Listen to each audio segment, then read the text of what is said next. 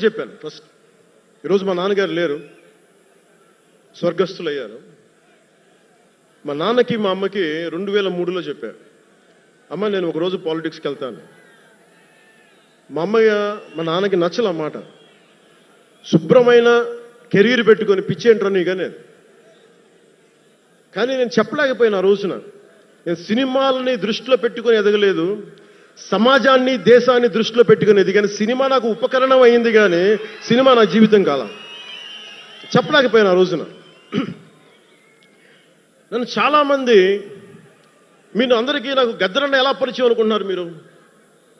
రాజకీయాల ద్వారా కాదు. గద్దరన్న ఖుషీ సినిమా చూసి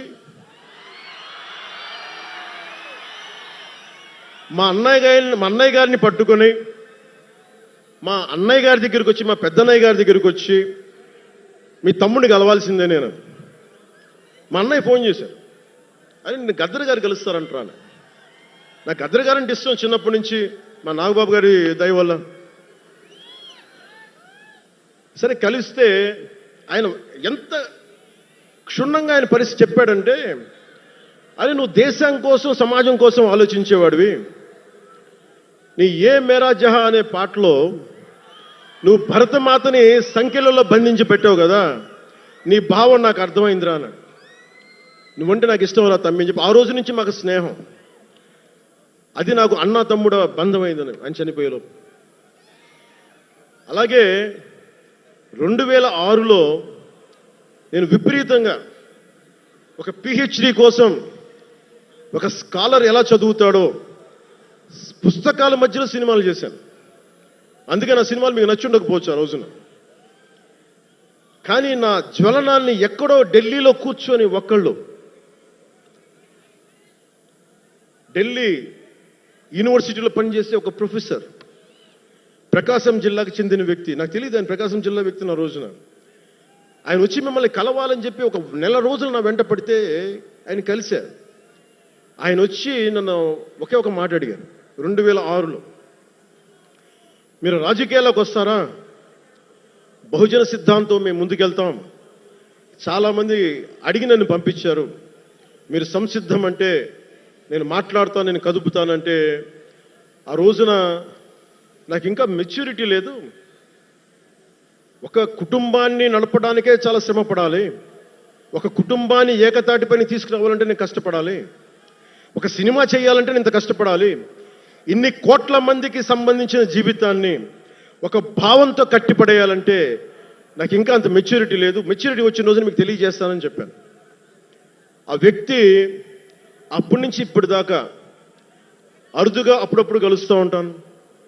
ఈ రోజున హైదరాబాద్ సెంట్రల్ యూనివర్సిటీ ప్రొఫెసర్, మీలో కొంతమందికి తెలిసి ఉండొచ్చు, ప్రొఫెసర్ శ్రీపతి రాముడు గారికి మనస్ఫూర్తిగా నా ధన్యవాదాలు తెలియజేస్తున్నాను. వారిని వేదికపైకి రమ్మని మనస్ఫూర్తిగా కోరుకుంటా ఉన్నాను. ఎందుకంటే మీరు ఓజీ అని అరుస్తూ ఉంటే, నన్ను సినిమాల కంటే కూడా సినిమాల్లో ప్రజలకి పనిచేసే మనిషిని చూశారు ఇలాంటి మేధావులందరూ, పోరాట యోధులందరూ. సో నాకు ఎప్పుడు కూడా ఆయన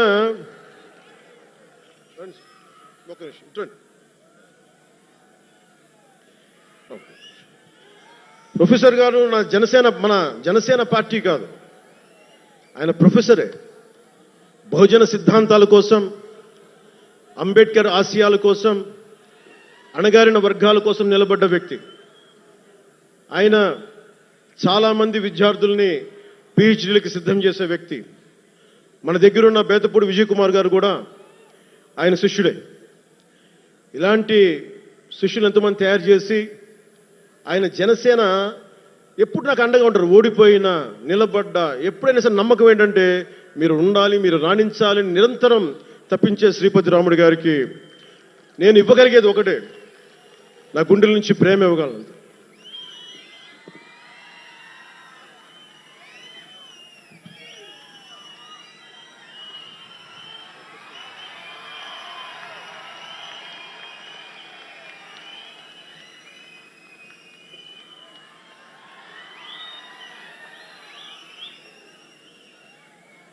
అంటే కృతజ్ఞత అనేది ఎంత అవసరం, గుర్తింపు ఎంత అవసరం అంటే మనం ఏదో అయినప్పుడు కాదు, ఏవి అవ్వనప్పుడు మనం వెంట నిలబడాల్సింది. నేను థ్యాంకింగ్ నోట్స్ చెప్దాం అనుకున్నా. ఎవరికి చెప్పాలి? ముందుగా ఈ సభా వేదిక కోసం పారిశుద్ధ్య సిబ్బందికి, నా గుండెల్లో పెట్టుకొని గౌరవించే నా పారిశుద్ధ్య సిబ్బందికి ముందుగా మీ అందరికీ నా హృదయపూర్వక నమస్కారాలు, హృదయపూర్వక ధన్యవాదాలు. యాక్చువల్గా నేను అనుకుంది ముందుగా పారిశుద్ధ కార్మికులకి సన్మానం చేసి స్పీచ్ మొదలు పెడదామని. ఎక్కువ మంది ఉండటం వల్ల మన సమయం సరిపోదు కాబట్టి రేపొద్దున మన సీనియర్ నాయకులందరినీ, సోదరులు నాగబాబు గారిని, ఎమ్మెల్సీ వారిని గౌరవించి చేయవలసిందిగా నేను కోరుకుంటున్నాను. అలాగే దారి పొడవున శుభాకాంక్షలు తెలియజేసిన హోర్డింగ్స్ ద్వారా నా సోదరులు సోదరిమణులందరికీ, ప్రతి ఒక్కరికి, నాయకులందరికీ నా ధన్యవాదాలు. డిప్యూటీ సీఎం పేషి అధికారులందరికీ కూడా నా ధన్యవాదాలు. నా సెక్యూరిటీ సిబ్బందికి కూడా నా ధన్యవాదాలు. ఈ ఆవిర్భావ దినోత్సవానికి ముందుండి నడిపించిన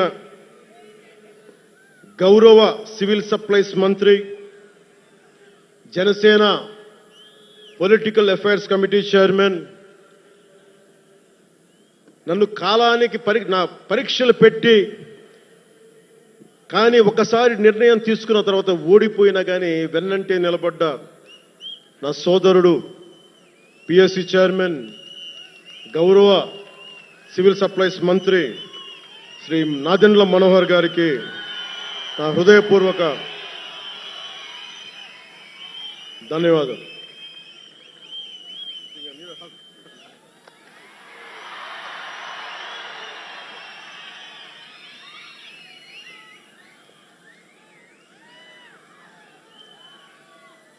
అలాగే 2009 నుండి 10 నుండి ఆయన పాలిటిక్స్లో లేకపోయినా నేనంటే ఇష్టం తోటి ఎప్పుడు నా వెన్నంటే ఉండే హరిప్రసాద్ గారికి ఏం ఆశించాలా, జీతాలు తీసుకోవాలా, జీతభత్యాలు లేవు, ఉన్నంతలోనే ఎవరి అన్నిటికీ పాపాల భైరవుడు ఆయన. పవన్ కళ్యాణ్ ఆ నిర్ణయం తీసుకోలేదంటే ఈయనే ఉంటాడు కారణం అంట. పవన్ కళ్యాణ్ తేలిక మాట నేస్తాడు అందరి మాట. పవన్ కళ్యాణ్ కొంచెం ఆలోచన ఉంటుంది కదా, ఎవరికి ఇవ్వాలి, ఎందుకు ఇవ్వకూడదు. కానీ ప్రతిదానికి నేను తీసుకున్న నిర్ణయాలకి ఆయన భరించాడు. అలాంటి అన్నిటినీ భరించి నా వెన్నంటే ఉన్న హరిప్రసాద్ గారికి మనస్ఫూర్తిగా నా ధన్యవాదాలు.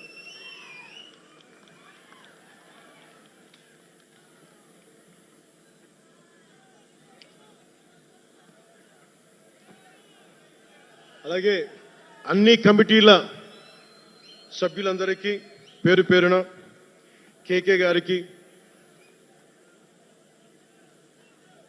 తెగించే గుణమున్న పంచకర్ల సందీప్కి, పోరాటం చేసిన నాయకులందరికీ నా ప్రత్యేక ధన్యవాదాలు.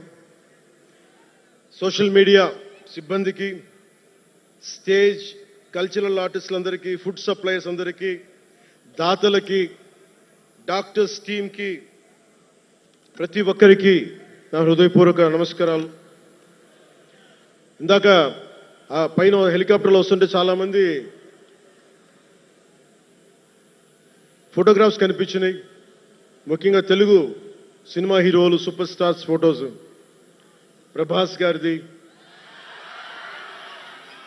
మహేష్ బాబు గారిది, జూనియర్ ఎన్టీఆర్ గారిది, అల్లు అర్జున్ గారిది, సాయి ధరమ్ తేజ్ గారి, నందమూరి అభిమానులు,